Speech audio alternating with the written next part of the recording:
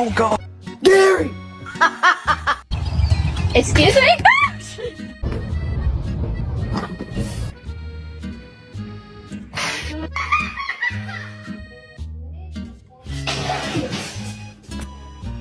Oh my God, he's getting you.